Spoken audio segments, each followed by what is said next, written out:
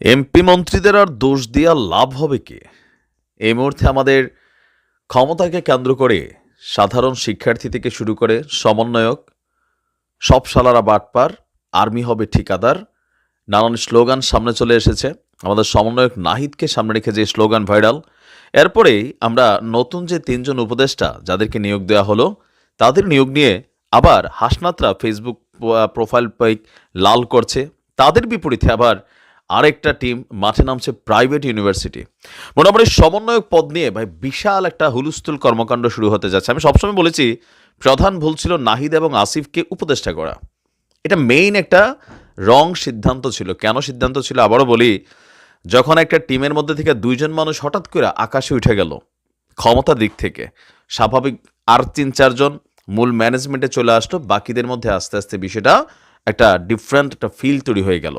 কারণ জনপ্রিয়তা সবার কাছে হজম হয় না।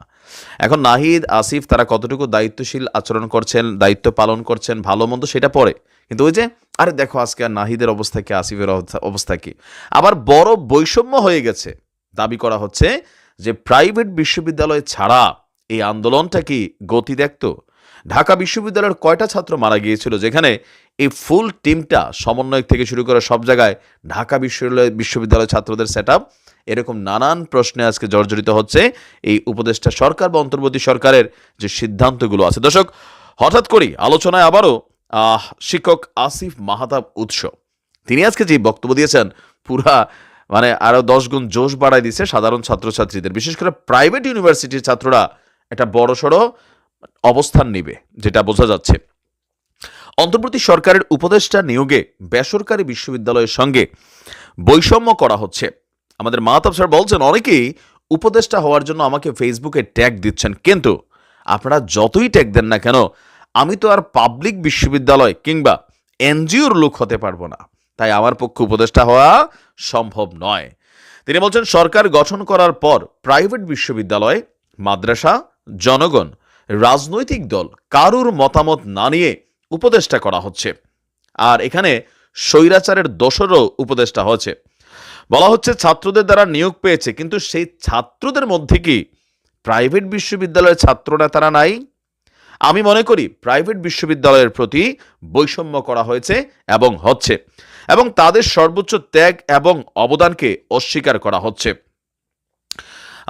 তিনি বলছেন যে পাবলিক বিশ্ববিদ্যালয়ের ছাত্রদের উপদেষ্টা করা হলো, অথচ তাদের থাকার কথা ছিল বিশ্ববিদ্যালয়, কিন্তু শিক্ষক হয়ে আন্দোলনের নেতৃত্ব দিয়ে এমনকি ত্যাগ স্বীকার করার পরও আমাকে একটা ফোন করার প্রয়োজন মনে করেনি এই সরকার, এই সমন্বয়করা।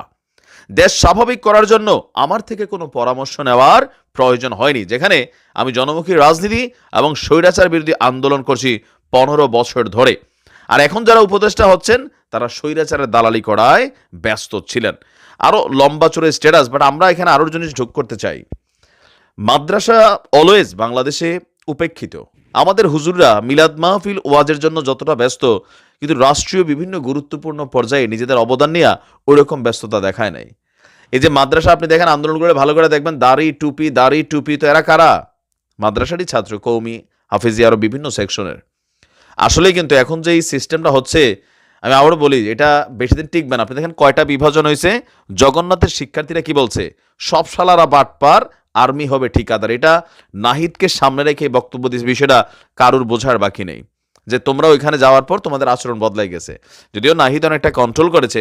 এরপরে দেখেন 7 কলেজ ইস্যুতে তারা এই নাহিদদের আধিপত্যটা ওই জায়গাতে তারা মানতে চায় না। তারা মনে করে যে আমরা আর কি হইল, আমরা কি পাইলাম।